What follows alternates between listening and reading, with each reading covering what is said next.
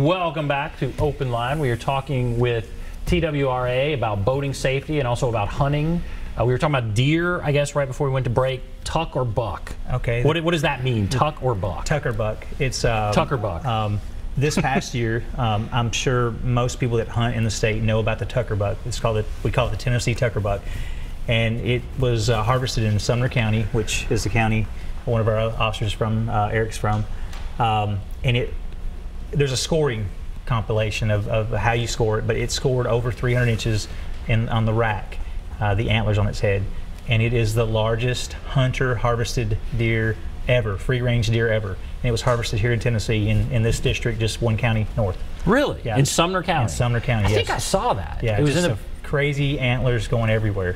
So that deer was roaming around.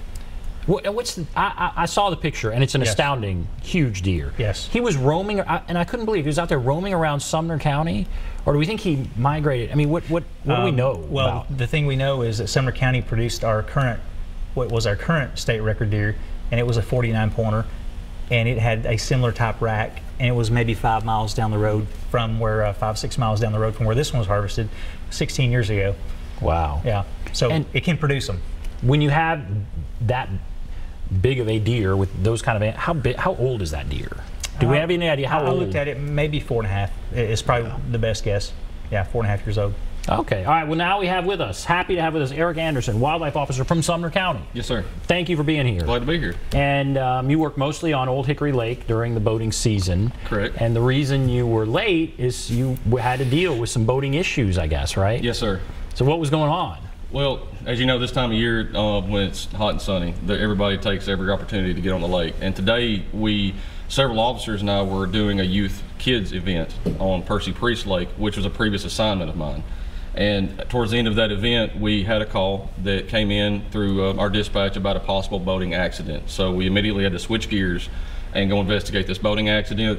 The result of that investigation, we found an individual that was impaired operating that boat, and obviously we had to take action, so we made an arrest on that individual.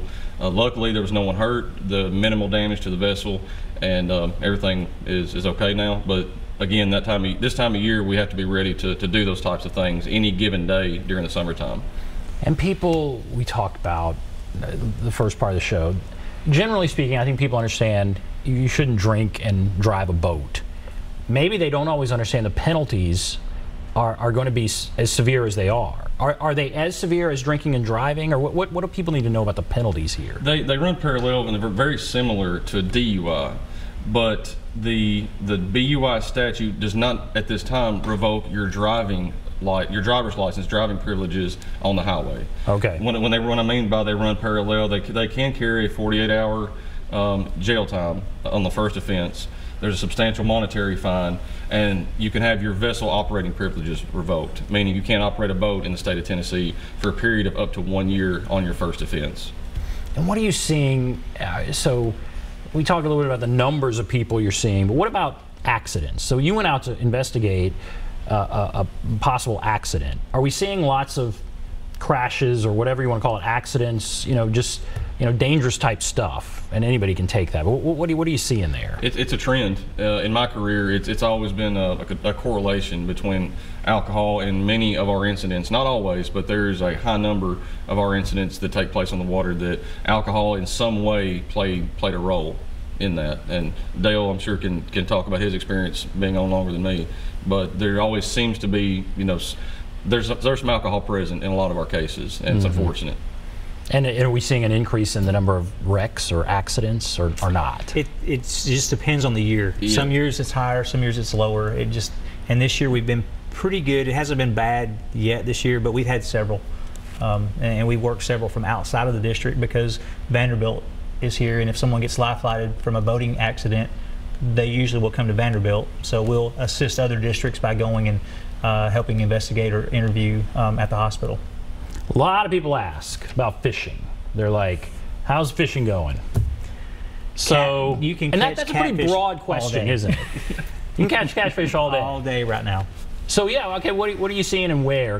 What do people need to want to know about that when we ask about fishing? You can all take that. what I've been seeing on Old Hickory is, and it's real simple, shallow water, just get you a bobber, a small hook, and night crawlers, or chicken livers, whatever you want to, put on your hook. But anything like that that has a scent to it, the channel catfish are really active right now. They're spawning, and it's a lot of fun. If you want to take a kid for the first time or introduce someone new to the sport of fishing, it's simple. It doesn't take a lot of gear. You can go to a lot of our bank accesses or city parks or these places where you can get into you can access the Cumberland River or Old Hickory Lake or Percy Priest Lake. It's a ton of fun. It's easy to do. Okay. And are those stocked? Do you stock catfish? You don't do that, do you? We do for the fishing rodeo, fishing events, for youth events. For certain ponds and lakes. For certain events or certain places, we do stock them. But for the most part, we stock trout, we stock some crappie, some bass. It just depends on the reservoir and the part of the state, because we're so long and diverse. The state's different, and different for the 4 regions that we have hatcheries spread out through the state that accommodate certain lakes. How often do you do that? How often would you stock trout? Trout, it just depends on a schedule. They usually have a schedule. So if it's a winter trout stocking, it may be every month 1,000 fish in a certain stream, so that the public can just go catch the fish and take them home and eat them. That's great. Yeah, that's great. And do you think people know that? Well, I guess if they're asking if you stock snakes, then they know you're stocking stuff. Most people, if they go to our website, tnwildlife.org, it will have the stocking schedule on the website, so they can see where they're stocked and when they're going to be there. And usually when the trout come right off the truck, they're real easy to catch. Just there's people standing there waiting. Yeah. Really? Yeah. All right, that's great. All right, let's go to James, I believe. Is that right, James? Yes. Go right ahead. Okay. I live out in the country in a sort of isolated area, and I was wondering about spotlighting. Can I spotlight around my house when my dogs are barking at stuff at night? I'm not a hunter. I don't deer hunt or anything. Spotlight. Against the law for me to spotlight around my house. Okay. What about that? You want? Yeah, sure. If the main thing to keep in mind to answer your question, James, is that the spotlighting law is mainly to prevent folks from using a light to locate deer and for the purpose of hunting. So if you're out behind your house and you hear a commotion in your livestock, you know any number of things, go out and check it out. That's perfectly fine. The spirit of the law kind of carries that we're trying to prevent folks to go around, use that light to locate deer for the purpose of hunting them at night. Because when you put that spotlight on them, they freeze, right? Typically, yes, sir. So that wouldn't be. That's not the way you want to go hunting. No, that's not hunting. Yeah, that's not hunting. That's poaching. Yeah. Right. Yes. Yeah. Fascinating. What are some other laws that people need to be aware of? Maybe what are some of the big misconceptions? So we're having somebody call here and ask about, well, can he back away a snake when the snake is being aggressive? I mean, I would say, yeah, obviously. Here's that situation about spotlighting, but I guess there's some law. Maybe they don't understand what that law. What are some other laws that are out there people maybe don't know? I would think that as far as boating goes, people think that they can canoe or kayak down a river and get out anywhere they want to get out. But usually somebody owns that property that you're going to get out on up on the bank. That's probably a big misconception. And it also goes with hunting season. A lot of people get on the river or a lake during hunting season. If you're going to go across the body of water and get on some property or some land, make sure it's public land, or you know that it's public land, or you have permission to be there. Somebody owns it. It's not all access or easement around the water. A lot of it's owned, privately owned. That would be. And is there any way to know?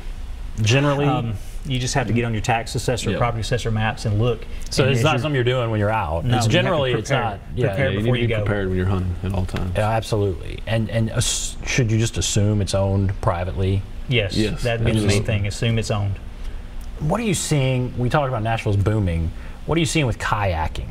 I mean, it seems like all my friends are going kayaking. I would say most recently people are getting into kayaking and paddleboarding. Paddleboarding is a big thing. Mm-hmm. Some people might not even know what that is really. It's basically like a big surfboard with a paddle, and people stand on them, sit on them. But the biggest thing that people are unaware of that we see daily, which is very dangerous for one, and secondly it's illegal, is you have to have a PFD either on you or you have to wear it when you're canoeing, kayaking, or paddleboarding. PFD is a life personal jacket, flotation device. Personal life jacket, flotation device. Okay.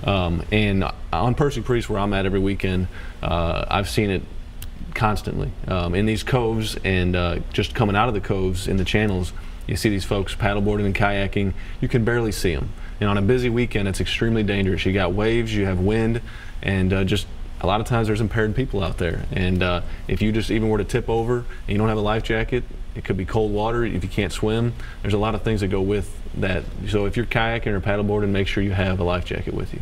And if you don't, could you give them a citation? Yes, in fact, it's an automatic citation. They get a citation. Oh, they get no matter one. No what, matter they what. will get one. So how many citations are you all writing, do you think, in an average boating season? Well, quite a few, but it's also dependent upon the lake, body of water. Say Percy Priest and Old Hickory Lake, it gets so many people because we have Mount Juliet, Nashville, Gallatin, Hendersonville. The population is tremendous, but you have Cordell Hull in our district that does not see that many users of boating. It's more of a quiet, slower paced lake. So that county won't present as many citations as our busier lakes, so it's hard to say across the board, but there's quite a few. It is of the whole time of year, boating and fishing on top of that is by far where we see the most citations written related to boating and fishing, just simply because we're in contact with so many people and there's so many folks that are using our waterways every weekend and weekdays, obviously. Yes. So I'd say boating and fishing, but I can't really put a number on it, but that does get the bulk of our citations that are written. And let's say I'm going to go kayaking or I'm going to go boating. Go to your website. I mean, what's the basic thing I should do before I just go out there? Because I'm very excited. I have my new kayak, which I've talked about. We've talked about getting a kayak. We haven't gotten one. But I feel like I buy one. You can buy one anywhere. Then you just take it out there. Right. But I should do something. I should read something before I go out there, right? First thing, right here. Get our boating guide. Get online. We have some PDF documents. We have stuff that we can mail out. But some documentation to reference. And you want to go through that, and I'm going to hold this up for you. Go through this document. Man, hold it up a little higher there. I'm sorry. There. There we go. All right, so what is that now? This is our Tennessee Wildlife Resources Agency boating handbook. It's got all of our laws in it, everything you need depending upon the boat that you're using. So this is also on our website, tnwildlife.org. So you can go on there. We have an app that also has all of these books in a PDF format, and a lot of people are obviously using smartphones. That's what I would reference first. Figure out, what do I need? Where am I going is my second question. And then to go back on our previous topic, what lake am I going? What creek am I going in? Am I planning on making stops? How deep is it? What's the weather going to be? So there's a lot of questions you need to ask yourself, and it sounds complicated, but these are really common sense things. They're common sense, but I bet would they're like people. to think. Some people may skip some of these steps and just jump right into it. And a thing you may think about is, okay, I want to go fishing on this lake, or I want to go canoeing or kayaking on this river. There are a lot of rental companies, or you could pay a guide to take you fishing for the first time on a lake, and then you understand how to go fish that lake for the rest of your time here. Or you could go on a canoe rental company.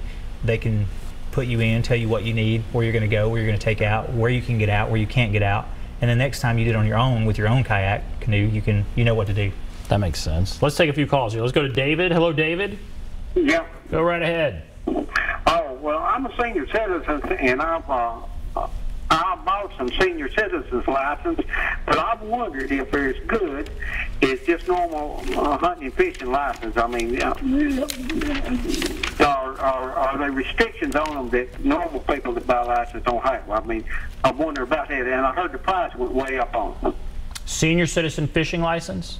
Hunting and fishing. Okay.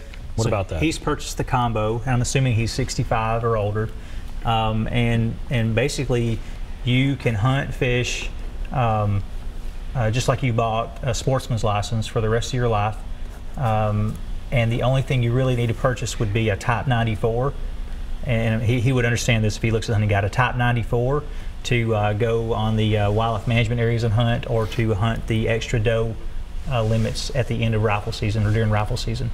So he's good to hunt, to fish, but he may need to purchase a Type 94 in addition to what he's got. And he would have to purchase that every year, a Type 94, and it's about $28. $28 annually.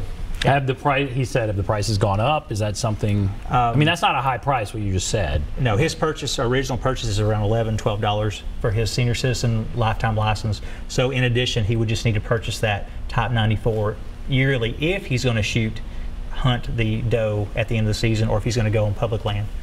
Other than that, he can hunt on his friend's property with what he's got, and he's good to go. On his friend's, okay. Yeah. Interesting. All right, let's go to TC. Hello, TC. Are you there, TC?